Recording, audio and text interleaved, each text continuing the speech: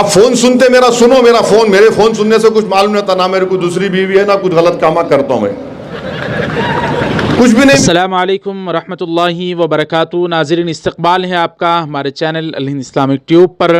आज 23 मार्च 2026 बरोज़ पीर की बड़ी अहम तरीन ख़बर लेकर आप हज़रात की खिदमत में हाजिर हूँ। बैरिस्टर असदुद्दीन ओवैसी हिंदुस्तान के मुस्लिम सियासतदानों में एक ऐसा नाम है, जब भी पाकिस्तान की बात आती है तो उतना खुलकर ओवैसी जितना खुलकर पाकिस्तान के ख़िलाफ़ बोलते हैं शायद ही कोई और सियासतदान उतना उनके ख़िलाफ़ बोलता है। लेकिन कल बरोज़ इतवार ईद के दूसरे दिन बैरिस्टर असदुद्दीन ओवैसी हैदराबाद ही में अपने शहर में एक ईद मिलन की तकरीब से ख़िताब करते हुए उन्होंने कहा कि आप मेरे फ़ोन की किस तरीक़े से भी आप जांच पड़ताल कर लो और किस तरीक़े से भी मुझे देख लो, मैं कभी भी मुल्क की हिमायत में ही खड़ा होता हूं। आपको मुझे मेरे मोबाइल फ़ोन में कुछ भी नहीं मिलेगा और न ही मेरी दूसरी बीवी है। जब इस बात को उन्होंने कहा तो लोगों ने कहक़हा लगाया, यानी मेरे मोबाइल फ़ोन में आपको हुकूमत ही के ख़िलाफ़ मिलेगा, कोई और बात आपको नहीं मिलेगी। अगर आप मेरी बातों को मोबाइल फ़ोन के ज़रिए सुने भींगे तो आप तौबा करेंगे और कलमा पढ़ लेंगे।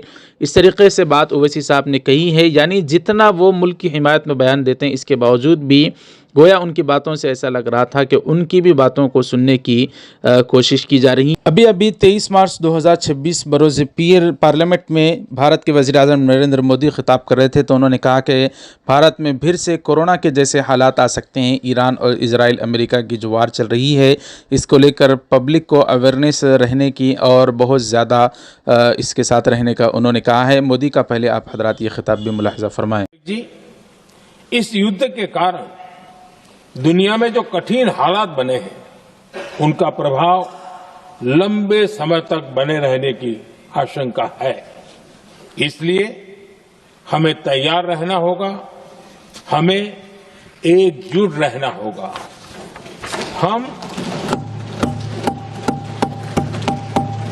हम कोरोना के समय भी एकजुटता से ऐसी चुनौतियों का सामना कर चुके हैं। अब हमें फिर से उसी तरह तैयार रहने की आवश्यकता है। यह ओवैसी साहब का ये बयान आप हज़रात की खिदमत में रखेंगे।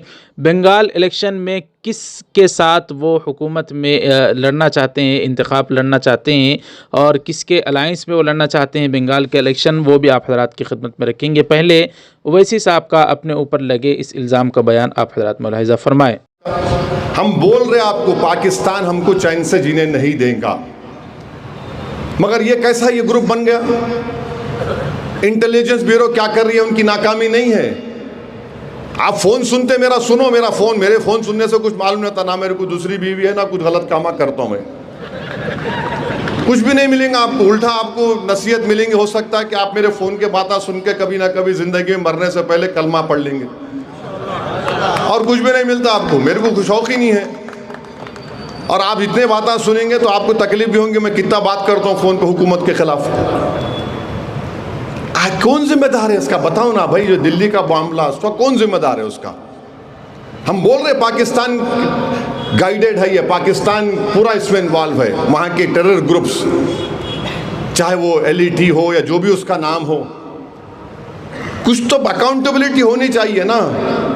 नहीं इन्हों कर रहे, इनकी वजह से हो रहा, उन्हों कर रहे। कब तक आप हुकूमत कर रहे, आप जवाब दो। नाज़रीन इकराम, जो बंगाल में बाबरी मस्जिद के नाम से एक मस्जिद की इफ्तिताह रखने वाले पहले बीजेपी पार्टी में थे हुमायूं कबीर, और उसके बाद ममता बनर्जी की TMC में आए। जब इस तरह का मामला आया तो ममता बनर्जी ने हुमायूं कबीर को बाहर का रास्ता दिखाया और हिंदुस्तान भर के तकरीबन मुसलमान हुमायूं कबीर के इस अमल को सही नहीं समझते जिस तरीके से उन्होंने किया।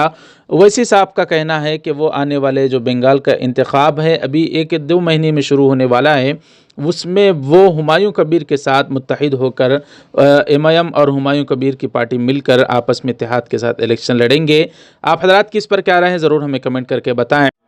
असम्बली के इंतखाबात होने जा रहे हैं और मजलिस इत्तेहादुल मुस्लिमीन ने ये फ़ैसला लिया है कि मगरबी बंगाल में हुमायूं कबीर साहब की जो पार्टी है, उनके साथ मजलिस इत्तेहादुल मुस्लिमीन एक अलायंस करेगी और मजलिस के उम्मीदवार उस अलायंस का हिस्सा बनकर हम मगरबी बंगाल के इलेक्शन में हिस्सा लेंगे। ईद के मौके पर अभी हफ्ते के दिन पूरे हिंदुस्तान भर में जो ईद मनाई गई, बैरिस्टर असदुद्दीन ओवैसी साहब से ईद मिलने के मौके पर उनसे मुलाकात करने के लिए एक हुजूम उनके घर की तरफ आया और ओवैसी साहब को शायद उससे दिक्कत ही होगी। आप हजरात सुनिए ओवैसी साहब ने इस मामले पर क्या कहा। माशाल्लाह आप लोग चले गए, आप भी जाइए, मगर कल जो मेरे घर पे लोग आए थे, अब मेरे को सोचना पड़ रहा है कि घर या तो मैं बुलाऊं या एक नया घर लूं। अब नया घर नहीं ले सकता मैं, क्योंकि एक में ही परेशान हूं, तो आइंदा कुछ करना पड़ेगा। बहुत बहुत शुक्रिया। अस्सलाम वालेकुम। नाज़रीन इकराम, असदुद्दीन ओवैसी साहब की मुतालिक जो खबर आज हमने आप हज़रात की खिदमत में रखी, ज़रूर हमें अपनी राय से आगाह करें। वीडियो को लाइक करें, ज़्यादा से ज़्यादा शेयर करें, चैनल को हमारे सब्सक्राइब कर दें। मिलते हैं अगली वीडियो में, इजाज़त दीजिए। अस्सलाम वालेकुम व रहमतुल्लाहि व बरकातुहू।